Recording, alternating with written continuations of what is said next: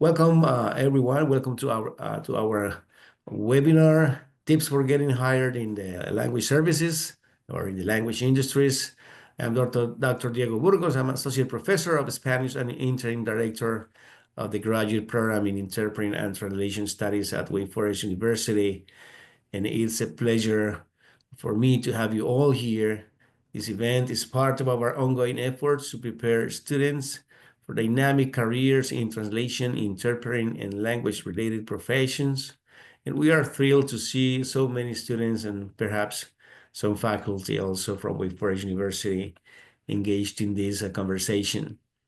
The language services industry is evolving rapidly, offering incredible opportunities for those who are passionate about communication and global connections.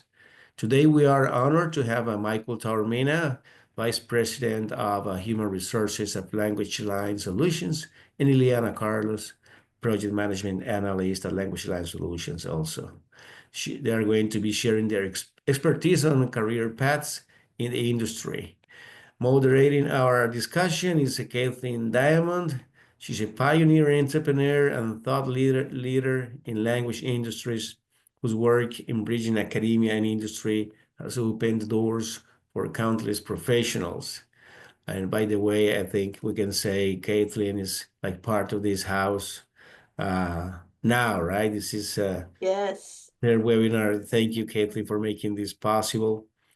And for those of you who are eager to take your language skills to the next level, let me just switch.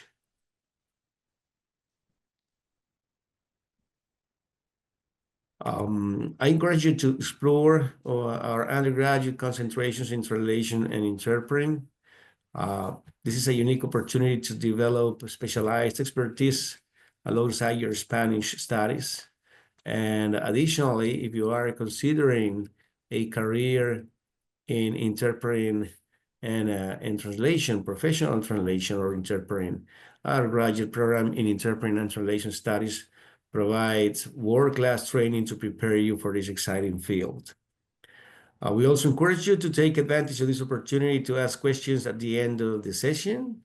Our speakers bring a wealth of experience, and this is your chance to gain insights directly from industry professionals. Thank you again for being here, and I hope you live today with valuable knowledge to help you navigate your future in the language services industry. Now I'll pass it to Kathleen so she can introduce the webinar and also our presenters. Thank you. I thank you so much, Dr. Burgos, and especially I'm grateful to you to be able to come, even you're slightly bit under the weather, and lead us and kick off this webinar this afternoon. Thank you, much appreciated. I am delighted to see so many people joining us today, and I am proud to introduce myself to you a little bit and tell you that I am a former teacher of languages. I've always been a student of languages, and I've been in this industry before it was even an industry, working hard, as Dr. Burgos says, to make it a nice house. And the purpose of our presentation today is to introduce to you not only these great speakers and the concept of this language service industry, but also this platform called ALC Bridge. It is a platform that is essentially a tool. It's a tool for employers of language students, language global talent is what we like to say, to recruit the workforce, a workforce that's going to be ready, linguistically skilled and educated, and very much needed in the language companies. It's also a tool for educators, for people like your professors and your faculty to be introduced to this language services industry and perhaps modify the course curricula a tiny bit to prepare students accordingly for these real exciting opportunities we have for you. And for you guys, students, eventually career seekers, it's to be enthusiastic in developing your language skills for exciting, productive, practical use at work. And non-language majors are more than welcome.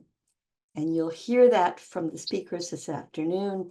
They are looking for so much talent that you'll be just very, very excited to hear it. So it's a tool. ALC Bridge is a tool, but it's also a bridge. The idea is we all come together on this bridge. For employers, they participate in educating the educators and about the vibrancy of the language services, but also in participating, as our two speakers are today, in webinars, speaking directly in the classroom to students, also to offer internships in their companies. For educators, it's exactly as Dr. Burgos has said. It's to be guided how he can include, how changes can be done in the classroom, how to include practice along with theory in curriculum, and include speakers from the language services industry in their classes, as we're doing today. And then, of course, for you, the most important audience today is for you to learn about us and to apply for jobs with us and understand the range of employment opportunities that are going to be available. And of course, to have an insight into the amazing evolving technologies. Used to be MT, but now, of course, it's AI. So that's all I have to say this afternoon. It's a great pleasure. And now I'm going to ask Michael Taormina to take the mic and come in and speak to you. Before I let him talk, though, I just want to tell you that he is a special person. He is giving his time. He's a busy, busy man. He's the vice president of human resources in one of the largest companies in this industry. And here he is this afternoon, just talking to you. Well, he's a member of the ALC Bridge Committee, and he has to kind of sort of pay attention to me because I'm the chair. But really, he's here because he wants to talk to you. Michael, take it away. Thank you, Kathleen. And I want to thank everyone for spending some time with us today. And if Ilyana, if you could just go ahead and bring up our slides. So, what we want to focus on today are practical tips for getting hired. This could be with us, this could be with someone else, it could be with any type of company. And so we're going to kind of take you on a journey, and we're hoping that this will be an interactive process. Right? I don't want it to be that Ilyana and I are just up here, and you'll get to meet Ilyana in a second, just kind of lecturing to you. We want this to be interactive and fun. So if we go to the next slide. Little lag. 1 second. There you go. Okay, like I said, Michael Taormina, and one of the exciting things is you'll see Vice President of People Services. We recently just renamed our department People Services instead of Human Resources, but HR is always going to be something you hear out there because it's been around for so long. But that is our new name, is People Services. And to give you a little bit about my background, I've probably been doing human resources, people services for longer than most of you have been alive. I think it's over 35 years that I have been involved in this type of profession. And I have done everything from the clean rooms when I got out of college, all the way till before I joined LanguageLine. I was working in medical waste management. So I have quite the diverse background, from clean to about as dirty as you can get. But I've been here for about 2 years, and I was promoted recently into this position, and it's a wonderful place to work.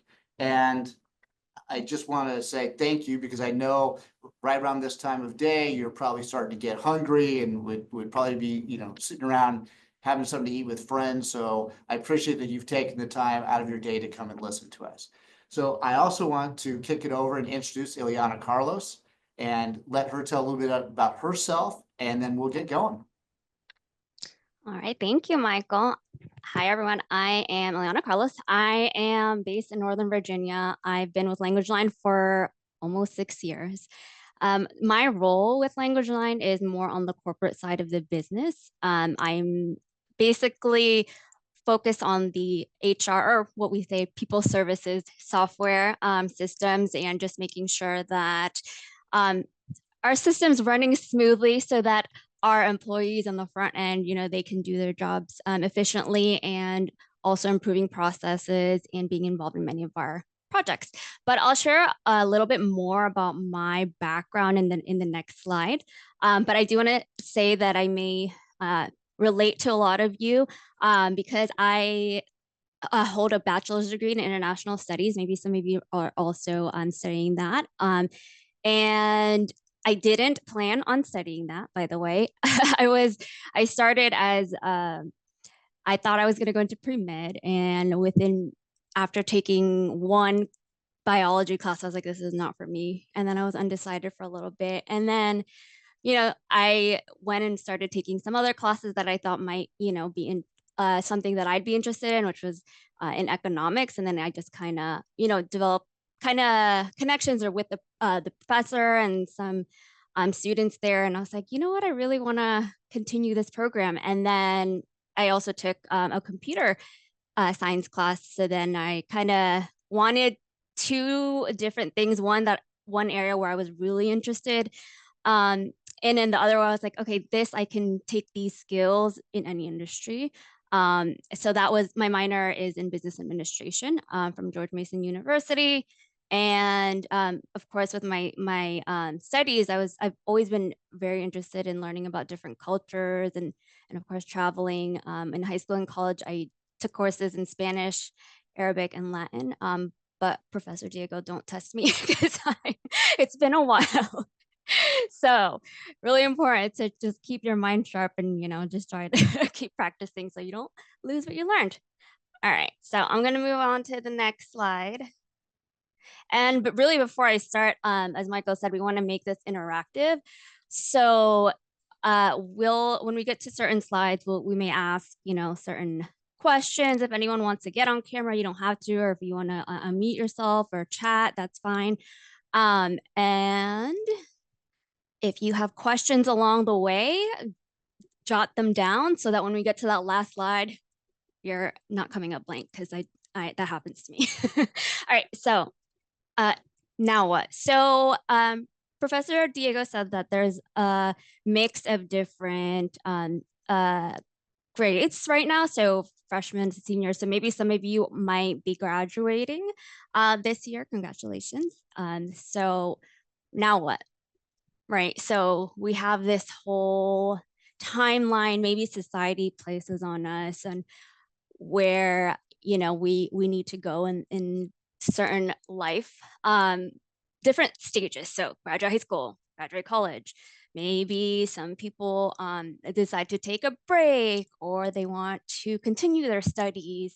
So that's why we have a little existential dread, which is very common. I think a lot of people may not, be as open to that, but it happens. We all go through this, because in school, and I will share more, but you kind of have this structure, you have this routine, you are sort of the CEO of your life with school. But then you're like, okay, what next? I don't know what I want to do next. So you kind of have to go through this period. And then you're like, but I need to work because I need to pay bills. And yeah, someone has to, pay for this rent, right? So next, my career journey. All right, so instead of just listing out everything that I've gone through, I just wanted to show some pictures here. So college, which I took this picture because I sent it to my friend. It was actually in the evening, so I definitely understand that the schedule in school where you have to kind of make sacrifices, and the only available time that worked for my schedule, because I was also working part-time and had an internship, was to take evening classes. I was super exhausted. I know I'm smiling in a lot of these photos, but I probably didn't feel that great during the time.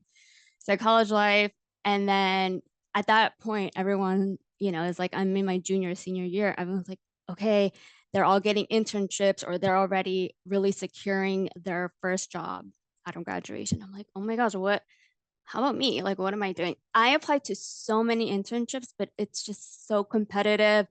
And it was really just kind of disheartening, right? And we are our own biggest critics sometimes. So I kind of, just went to visit the career center at school, and I was like, well, if I'm not landing any internships, like what other advice do you have for me? And they're like, oh, have you tried looking at volunteer opportunities? Like it's everywhere. I mean, what organization wouldn't want to have a volunteer? It's unpaid. You get experience, right? So anyway, I found one organization because I really was very interested in the nonprofit world and social services and community work. So then I found this one small organization locally, volunteered there for a summer. I ran after school programs and summer camp programs. And then towards the end of my senior year, my program director, volunteer turned into an internship during that last period. And then they offered me a full-time job. And during that time, I graduated. Like, yes, I'm finally free. I don't have to take any more exams or write any more papers. And then after that job, it was a short stint, and I decided that this industry isn't really for me as I thought. So then I went and I was like, I'm very interested in working in an office where it's a little bit more structured. And I was very interested in the technology sector too. So found a job. It was my first full-time job. I really wanted to, I thought that I could maybe land a program coordinator job, but those were all getting filled through this company. But then they were looking for an administrative assistant. And I'm like, I don't know if I want to, I don't know if I want to take that job and all these things. And I talked through it with, like my friends and family and then mentors, like, take it because you can grow with a company and this and that. And I ended up loved working there. And I learned so much about business operations and project management and technology too. So here, because I was an administrative assistant, I then moved on to sort of operations, and we were doing we were moving our offices, so I was part of that. I did not, this is not my career. I was just posing for this while I was working after hours.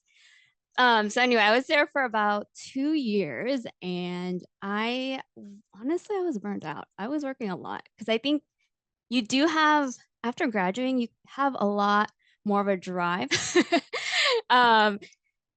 And so I think that I just didn't have a good grasp of work-life harmony, which we'll get into in a little bit. And I neglected my health and also, the hobbies and things that I enjoyed and spending time with like the people, that I love. So I was like, I want to take a break. I want to travel a little bit. So I did plan this. It wasn't like I just put in my 2-week notice and the next day. I thought about it for about 6 months or so and really tried to make sure that I was set for a good period. So for a little bit, I went on a little hiatus.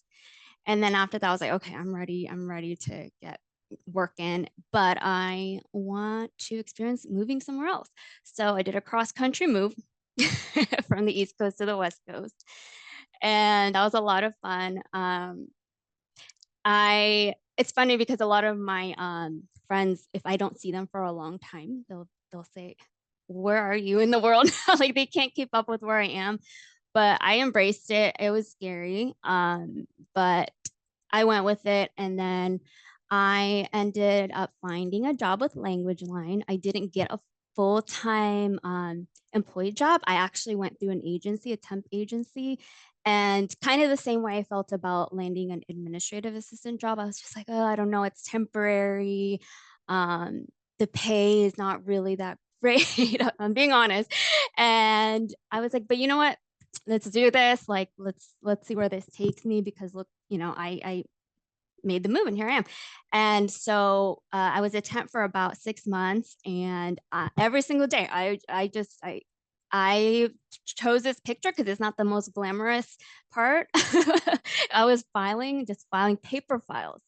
We're doing paper files in boxes and, doing a lot of administrative work. And then through time, I just gained a lot more experience, and LanguageLine is great because they're really big in career development and wanting to promote from within, which Michael will talk about later. And then this is just when I was in the office, when I was in Monterey, that's kind of where I am. And then I moved back from the West to the East Coast. So that's my story. All right.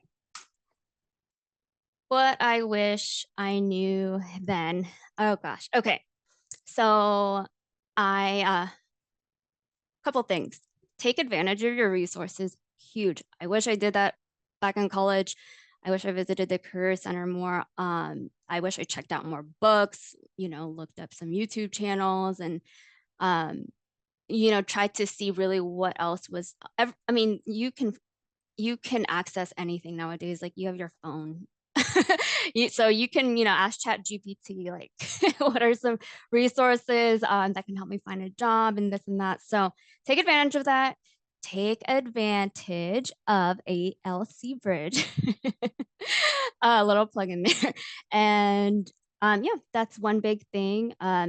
Second, mindset is key.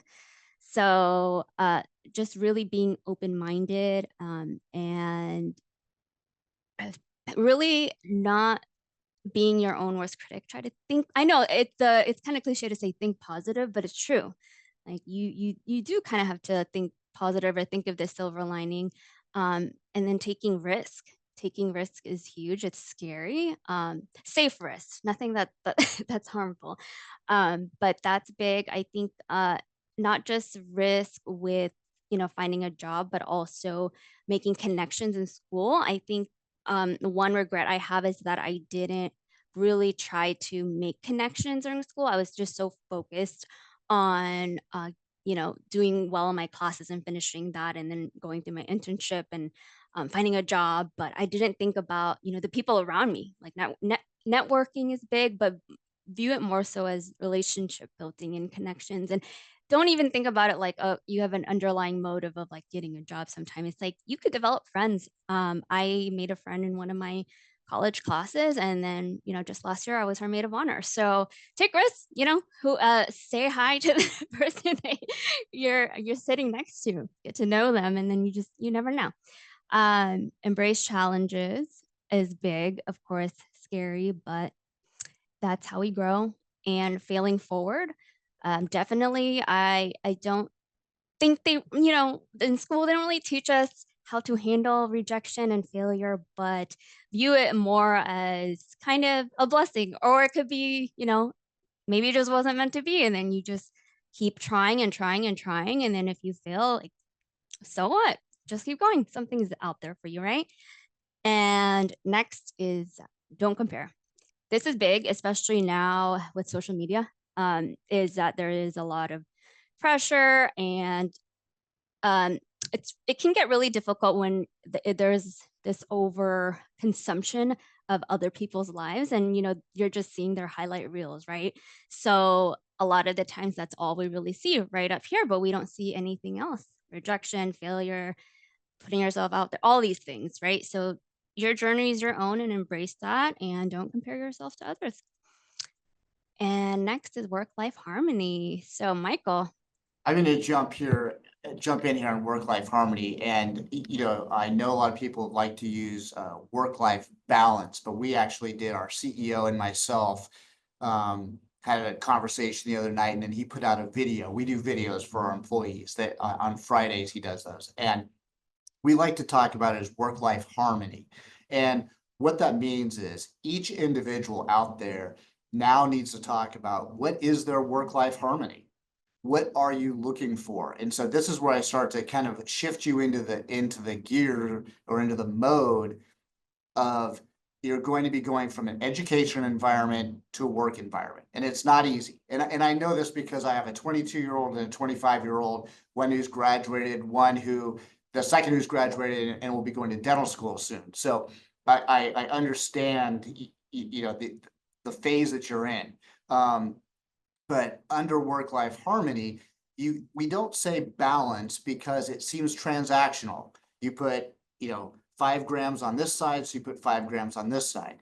No one knows what each individual's harmony is. And so what we're going to try to prep you for is you need to shift and think for yourself, what is it that you want to do, and how is that in harmony with your life?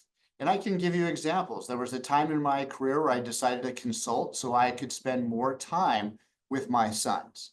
That was partially because they told me they were very upset with me because I came home and they wouldn't give me a hug, and they said, because you're never here. And for a while, my harmony was to work extremely long hours and climb the corporate ladder. That was my push when I was younger. And then I made a transition. So each of you has to decide, what type of career are you looking for, and how does that work into your work-life harmony? Knowing that I'll be honest, that no one gets paid to sit around and play video games and eat snacks as a job. If someone finds that job, let me know. But you need to be prepared to shift into a type of environment where you have to work an entire day. I know my oldest son, one of the first days he worked, and he came home and he said, wow, I thought school was difficult, Dad, because I had homework every night. And he was a computer science major. And he said, but only getting, a couple of 15-minute breaks and a 30-minute lunch and working for all these hours was quite the shift.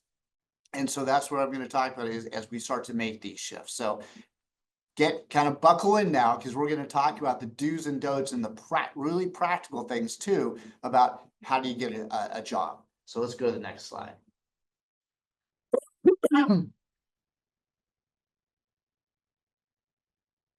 So here, we're going to kind of turn over to Ilyana, where she's going to talk about the take advantage of beyond your degree, what applicable skills do you possess?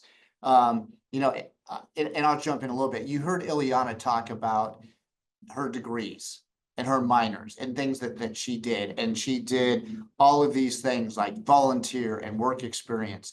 So when you are getting ready, when you look at your qualifications and what are your expectations, have you done these things to make yourself hireable? Are you just showing up with, this is just my degree, I've never volunteered, I have no work experience, you don't even have practical life experience that you can talk about? So if you haven't done that, you might want to think about getting some of those things, because when it comes to an interview, we'll be looking for that. Another thing before it is kind of be realistic in your expectations. You could put it in the chat, but how many of you have thought about the actual job you might be working at when you graduate? So it'd be fun if you guys put it in there, but I'm going to give you my experience of when I graduated college. So in my final semester, I was a business major, and I think my final finance class, I was taking 3 years of Philip Morris's financials, and I was deciding on what the company should do. And I was writing out a business plan where I would sell off the 7-Up division, and I would expand sales into the Asia market.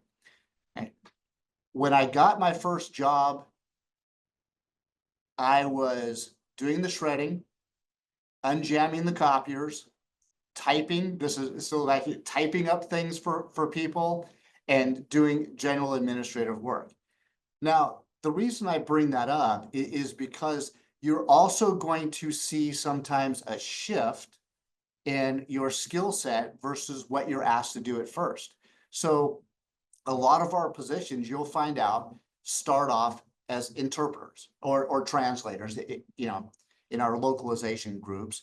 But someone may feel like, well, not only do I have the language skills, I'm ready to manage a group, or I'm ready to be a trainer. And if you don't have that practical experience, that's probably not going to happen directly out of school. So be realistic in your expectations, and you won't feel let down. And know it's know that all of us go through this.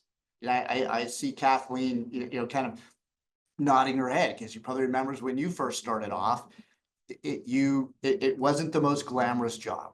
So the other thing we're going to talk about is target a career, not a job. And why I say that is if you target a career, if you start off at the entry level position, you just know that's part of your journey. That's, that's what you're okay with, because it's like, this is the first step up that flight of steps to what I want to get to. If you're just targeting a job, like, okay, I just need a job or whatever, just to pay the bills, that'll come across in your interviews. It'll come across in how you approach your job, and you won't have the best outcomes. So let's go ahead and go on to our next slide.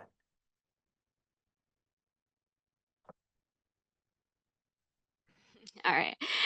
Swipe right on your dream job. So, just like dating or relationship building, we'll say, is interviewing. The job search process is very, very similar. So, couple, just some of our tips here. So one is, Michael, you want to take this one? Being active versus passive, right? And I can't tell you, I've done maybe thousands of interviews over the years, but the person that comes across is someone who is taking an active role in what they want, an active role in an interview, that they're showing an excitement, right? And versus, I've been at places where, when I used to do years ago on-campus interviews, for example, I remember interviewing Berkeley was one of my campuses, and it would literally, I would do some interviews and someone would just sit there like, please give me a job. And they weren't being active in the process. And so that's one of the first things that you can start to think about is when you're going to go approach an employer, you're going to talk to us or whoever's interviewing you. When you first get phone screened, you need to really be, a participant, not just observing what happens. All right. So next one, I'm going to take confident versus cocky. So with this, it's it's good if you are very solid in your skill set, but character, soft skills are super, super, super important. Sometimes that does get overlooked a lot of times, but this is definitely something that our recruiters look for. A lot of the times, by the time you get to the interview, you're qualified. That's why they scheduled that pre-screening with you. And so they really are trying to just kind of get a feel of like who you are as a person, and then how, are you on time for the interview, and are you being very kind? Because a lot of the time, sometimes people will come in like full force with this very cocky attitude, and it's very, very off-putting. Maybe in dating, that's something that some people are into, but a lot of the times that's a huge red flag, right? So look at it that way, stay humble and if you get the job, let your work speak for itself too. Okay, next one. Sincere versus a practice responses. And if we were all in a room together, I could have people, raise their hand. But, you jump out there on Instagram or other platforms, and there's all these people out there telling you here's the perfect response to this question. Like, because you're going to get certain questions in every interview, and we'll talk about that. But unfortunately, when people come back with that practiced response, which sounds like a ChatGPT response, it's not sincere, and it's actually off-putting to the interviewer. So I suggest you can look at questions that you might get asked, but don't speak in a voice that's not yours. Be sincere, because when you talk about this, where you're going to work is like a relationship, like we've talked about. I spend sometimes, at least during the week, I spend more hours here in my office than I do with my family. And so I want to make sure that the relationship that I have with the company and the people I work with starts off on the right foot. So I'm going to make sure I don't do something off-putting, but I want to be myself. Because I want them, if they select me as the candidate they want to hire, that's who I truly am. Because if you misrepresent yourself in the interview and then you show up and that's not who you are, then you're not going to get, start off on the right foot. Next one is know what you want. You don't have to know perfectly exactly what you want, but a general idea. This is really, that solid foundation, right? So could be with relationship building, is like, do you have the same, similar values if it's important, and lifestyle and long-term goals, right? So same thing with finding a job. Knowing what you want also, because if you're not a match, then you don't waste the company's time or your time, and you can move on to the next, opportunities that come up. So definitely just having a good idea of that. And a lot of recruiters can definitely tell if it's something that you're very sure about and you're just super eager to want to grow in that role, versus someone who's kind of just uncertain. So that's definitely really important, because if we were to choose between two candidates, one seems like maybe they have less skill set, but they have more of that passion, that drive, because they know they want to get into that role, versus someone who is maybe more skilled and has more experience, but they're just so like, wishy-washy. Then most of the time we'll go with the candidate that has that energy. Right. That's great. Next is do your research. I'm going to say it again. Do your research. This is typically, I would ask, if I could look in everyone's eyes, I would say, how many of you, when you signed up to watch this presentation, did any research on our company? If you happen to know who is going to be presenting, did you go to our website? You could see me on the executive team page, so you might know, who you're going to be, interacting with. It's the same thing when you go for a job interview. Have you done your research about the company?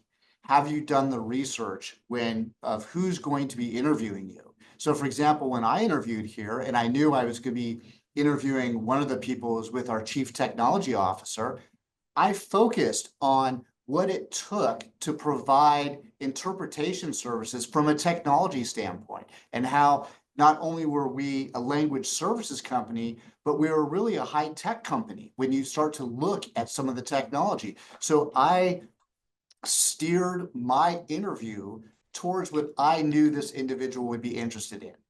So if you have the opportunity to say, well, who am I going to be interviewing with in that? What's their role in the company? I'd love to just, have an idea. These are the types of things you can do. So you prepare, you do your research, and you can guide. This is part of the active versus passive. Active, you can guide that interview towards, getting a job offer. Last one is ask questions. This is super important.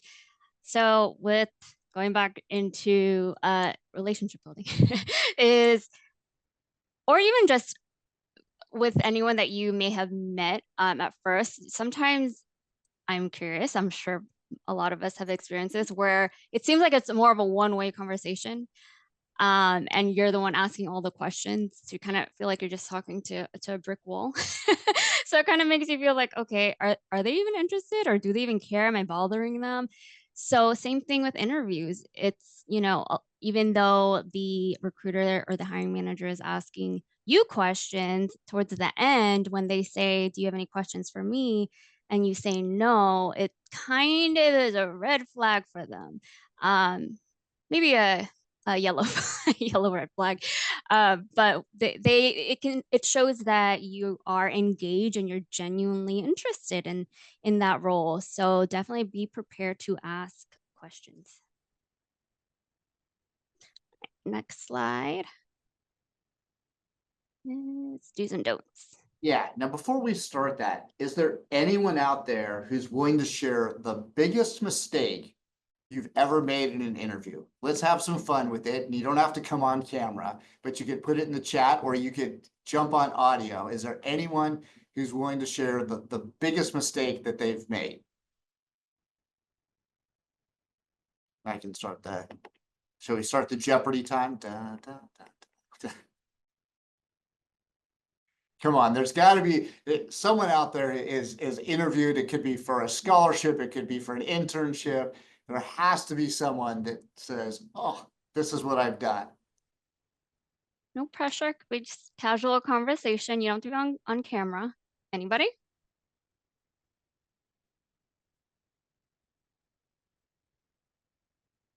And what about from our panel? Or professor? I saw you, Diego. I saw you smile. Come on. Well, I would like to tell you a story. One of my first interviews to be a translator to work for a company back in Colombia when I graduated from a 4-year translation program.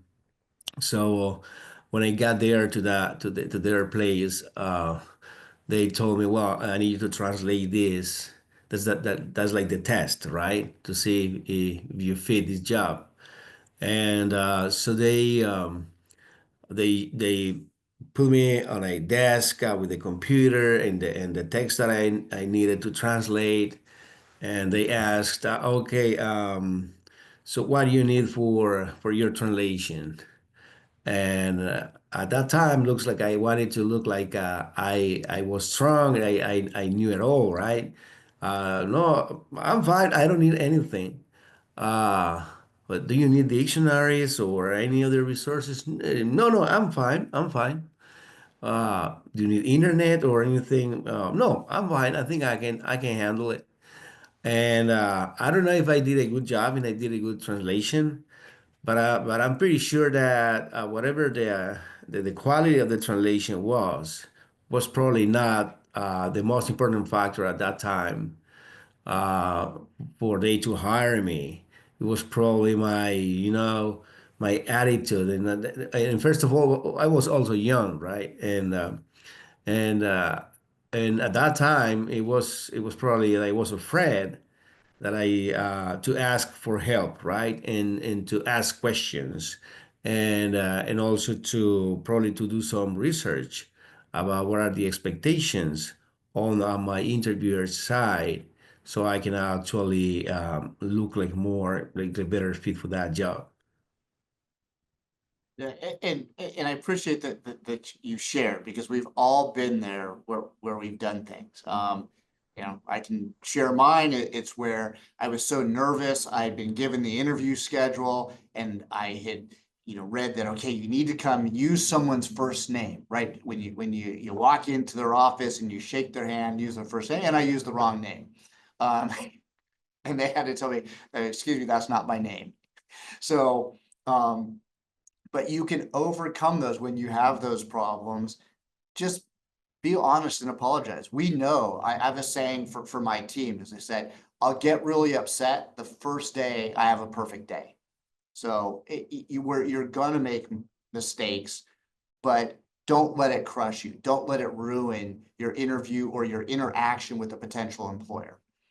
Okay, one of the do's here, you can see that's up on the screen, we talked about, but what is there is highlight that you did your research. So think of ways that you can work it into the conversation or in the questions you ask at the end that shows you researched the company. So you could say, oh, I noticed that you blank, and you fill in the blank. And that was really exciting to me. So it shows that you are actually looking at who you might be working for. So that's one of the first ones. Ilyana, next. Next one, a do is make it a two-way interview. So interviews, I don't know if anyone really genuinely enjoys them. It is very, very nerve-wracking. We completely get it. So view it in a way, this is more of a kind of to help you calm your nerves a bit, is, after you take a deep breath, is just think they're interviewing you as much as you're interviewing them. So you want to make sure that you are a good fit, right? And just keep in mind, the recruiter, hiring manager, we're all human beings. We get it. So that hopefully that helps kind of ease your nerves a bit, but definitely making it a two-way interview is key. Yes.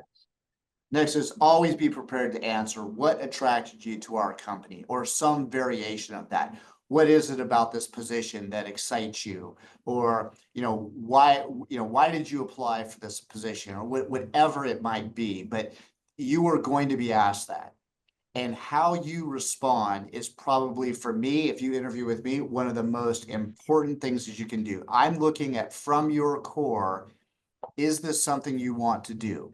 Even if it's the first step in the process, even if you're saying, someone said, what attracted you to our company? And say, you give me a background and you say, hey, I understand where I want to, here's where I want to be someday. And you can talk about it in the future. But I understand that this is the first step in my journey. And if you show that excitement and you have that response, that is going to open doors for you. Okay. Yep. Next, express gratitude. This one is super important. Insider tip. It is really important, especially throughout your interview process. A lot of the times you will be in contact with different employees from the company. So just saying a simple thank you for scheduling this interview. Thanks for your time, and post-interview too. And the reason I say that is because it shows, that your character and your soft skills, like it's really quick too. It doesn't have to be this perfect message, but when you send that email, what I notice is that your name stands out. It's like at the top of our inbox, and we just subconsciously remember. So when we're talking to the hiring team, like, oh yeah, we really like this person. And so think about it in that way. Again, it takes like 2 minutes just to say that thank you. And it really does help you stand out from, the rest of the crowd, like your competitors. Next, we have look for connections. Okay. Connections are key. Okay. Look at your network, and hopefully you've started to try to build a network while you were in school. Whether it could even be, friends of the family that are in positions. Go talk to your friends and ask them, what do your parents do? It's amazing. I know with my two sons, how his friends don't know exactly what I do. And I would probably be a great reference for some of them, or a great connector that could lead them to either a position here or somewhere else because of all the people that I know. So look for connections. Next, I want to talk on. I just wanted to say real quick, Michael, with the connection part, that's how I got into really my career journey, because when I was meeting with the program director at the nonprofit, I told her that I was studying international studies, and like she was like very, very stern in the beginning. And as soon as she heard that, she just opened up, she warmed up, and we had more, conversations that kind of led more into the role later on. So that's key. Yeah. Yes. Next one I'm going to talk about is negotiate salary with poise. Okay, so here's the questions I get from even people who have been in the industry for years, or friends who call me about negotiating salary. Now, most jobs now, as you know, because the laws have changed, they have to give you a salary range, but there's always a salary range. And that range could depend on where you live, what your experience is, your education level, so on and so forth. But one of the things that I know that's out there on the internet is, once you've completed your interviews and they like you, go back and say, well, after considering the position and looking at the responsibilities, I really think that it should pay more. And then they start to do negotiations after you've already interviewed and the company likes you. That doesn't go over well. If you see the range of a salary in a job and you get a call and you should say right away, if that doesn't meet your salary expectations, saying, I saw the range of the position and that really doesn't meet my salary expectations. My expectations would be this, and that's understandable that if you do that, but don't wait till the very end and then try to pull it over on a company, because it doesn't go well. There was a time in my life where I was what they used to call a headhunter, which means a recruiter, and we would immediately yank the offer when someone would do that. So you don't want to start a relationship off with that type of manipulation. So I'm in total disagreement with some of the things I've seen out there, what they're telling younger people to do. But don't do it. It won't work out well. Okay, we're going to the don'ts, and I have the next one. Obviously I'm the gold here. Don't be passive. It's okay to ask questions about things like, well, what are your benefits? Benefits are important to people. That's something that you should know that is part of the job. So don't feel like you can't ask those things especially when you speak with the recruiter that's usually coming out of the people services / human resources group. And be willing to say, this is, if advancement is important to you or further education, it's okay to say things like, education is something that's really important to me. Do you happen to have an education reimbursement program? That's not being passive and just saying, oh, I'll wait around. But that actually shows that you have career goals and you have career aspirations. And interviewers and recruiters love that. Next is don't withhold information. Be as transparent as you can about what really you're looking for. Just so everything is really brought up front. So for instance, maybe the job requires you to be in office and you're thinking, okay, well, maybe if I get hired and they really like me, they'll let me work hybrid or remote. That's not gonna end end very well, because that was a requirement. Or if you're you don't want to travel, and they say that you have to travel 50% of the time, lying on your resume, definitely don't do that, because a lot of companies run background screening, and with us, we do compare the dates, and if there's some sort of discrepancy, then you're disqualified. So don't lie, don't withhold information. And if you feel like, oh, gaps in a resume is not good, just be honest with the recruiter. Again, we're human beings, so we understand life happens. So along those lines, when Ilyana was saying don't withhold information, is, don't waste the company's time. Don't apply for positions just to apply for a position and get practice interviewing. You might take a slot from someone who really wants that job. So if this isn't something you're excited about, I would say don't waste the company's time, because there's nothing worse than getting way into the interview process, because there's multiple screenings and multiple interviews to really find out that maybe this isn't what the person really wants. So you should know up front what you're looking for in a career so that you're not wasting anyone's time. next one is expectations versus reality.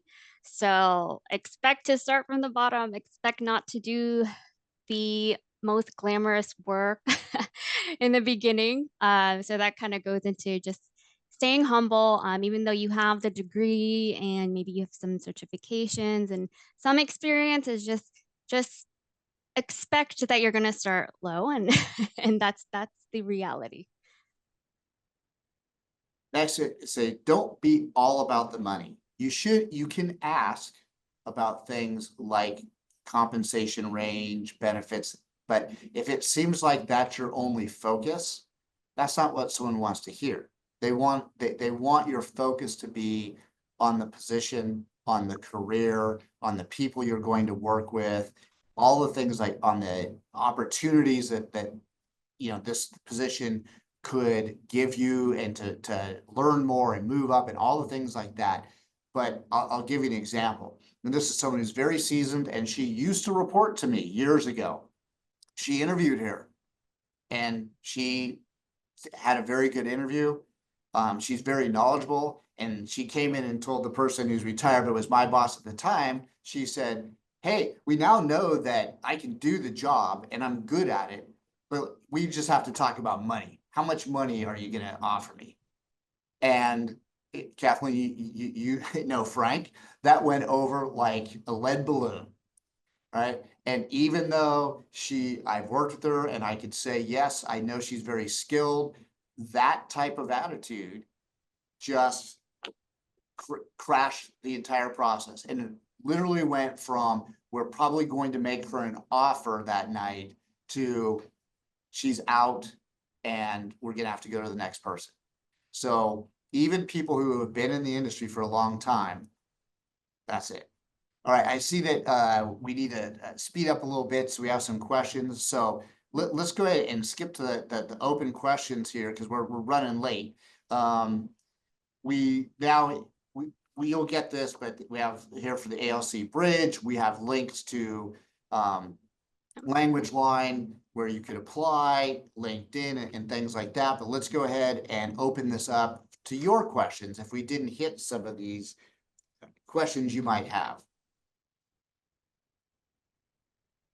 Oh, sorry, Michael. I think the previous slide where about how to apply for a job, I think that's an interesting one. Would you mind please Yeah. putting it up? Yes. And probably if I can ask the first question is, how do you, I'm thinking, from the perspective of our students, that practice makes perfect, right? And then the more you practice your language in a corporate environment, the better you're gonna get at your interlinguistic, intercultural skills, technological skills, so on. But what type of job do you think like a person who just graduated from college with a second language, what type of job do you think they can get, and what their like promotion aspirations could be, in their careers, and if it makes sense to you?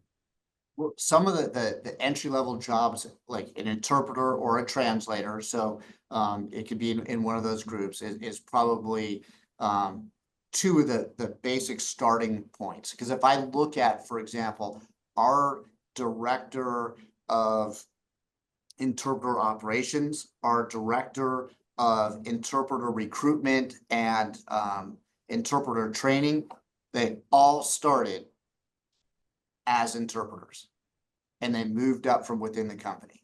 So one of the things you'll see is a lot of positions that we promote. I think about 70% of our positions are filled internally.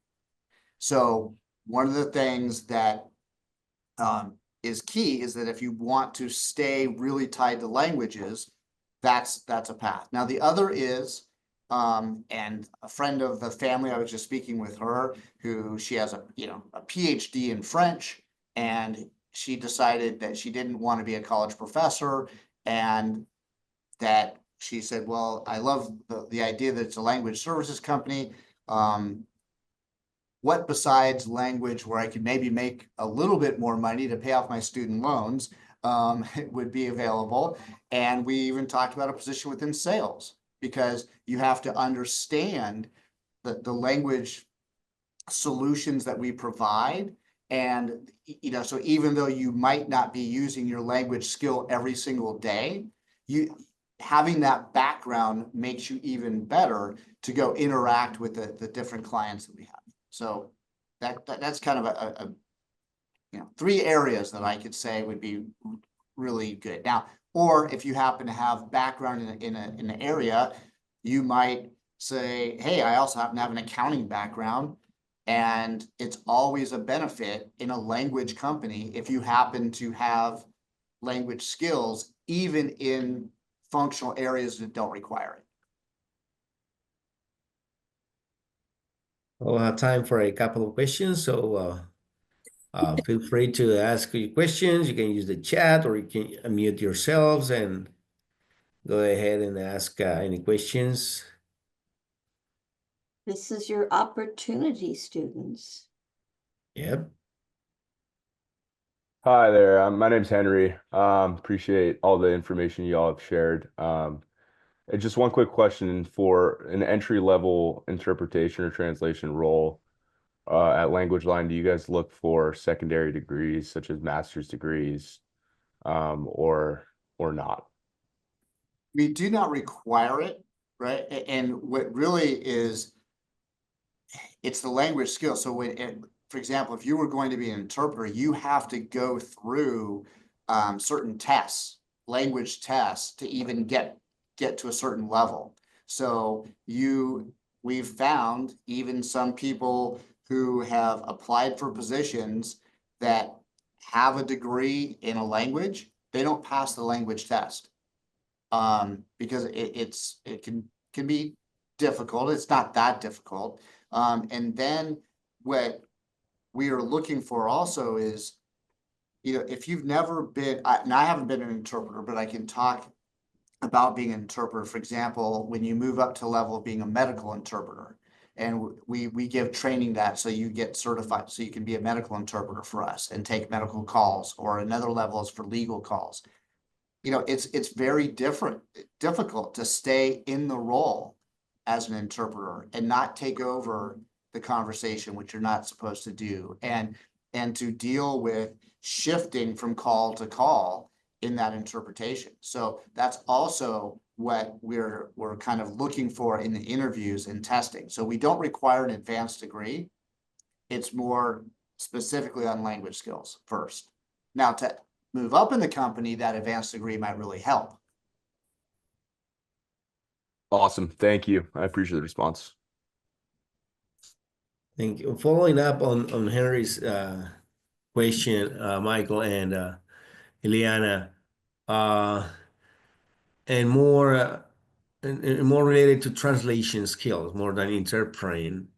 How has the landscape changed in terms of what are the skills that the language industries now expect on applicants for jobs? I mean, years ago you needed to have well, and it's true also nowadays that you needed to be to have perfect skills in at least one of your languages and a high proficiency in your second language.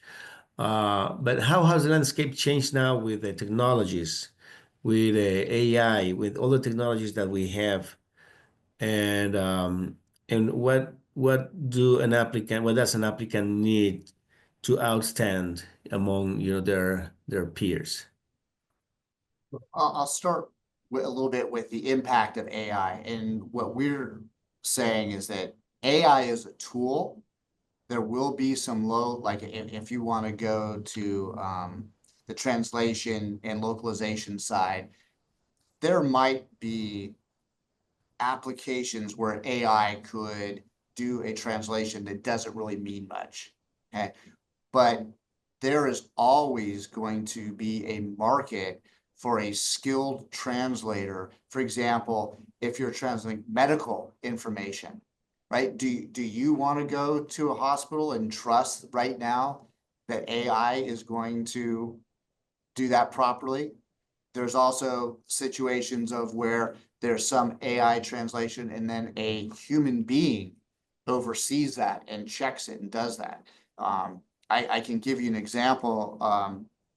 My wife was the CEO of a medical device company, and it's an FDA cleared product, which means that when she had her package translated into different languages that were sold in different countries, it had to be perfect to be able to pass when she got audited by the FDA. If it changed too much in one way or the other, and AI would not be able to understand those nuances, it would mean that you needed to have a person. So I know all of my friends ask me, well, is AI gonna, make you guys go away? No.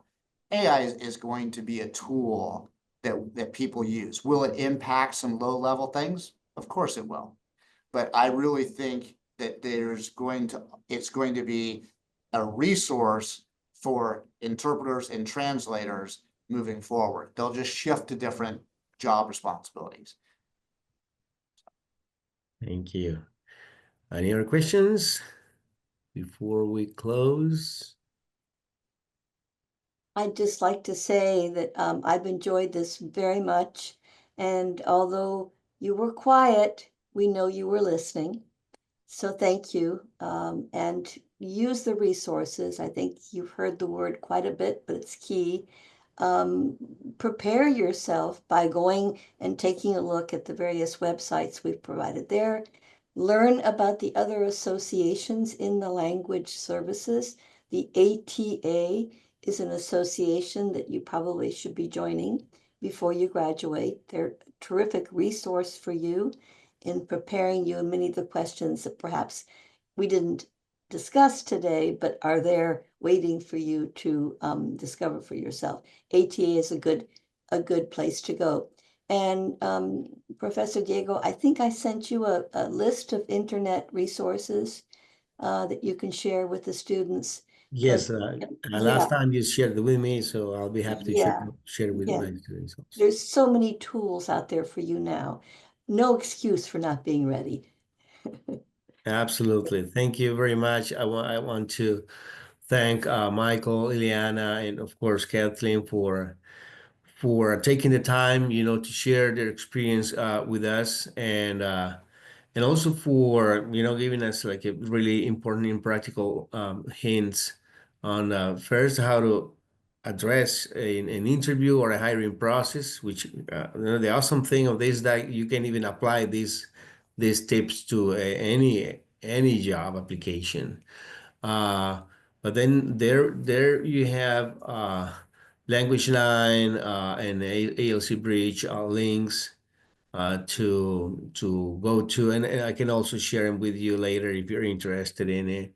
So you can see, what are the expectations on the side of this company, for example, which I'm pretty sure is a very representative sample of what are the expectations out there in the industry. What are the skills that they expect, and also how do these expectations match what's going on now worldwide in terms of technological advances, machine translation, AI, but also human skills, which, like Michael said, are still very needed and are going to be difficult to be replaced. So thank you very much. I appreciate your contribution today. And for my students, I hope you enjoy the presentation, and we can continue this conversation, in the hallways of our building at Wake Forest in class, and go deeper into particular aspects.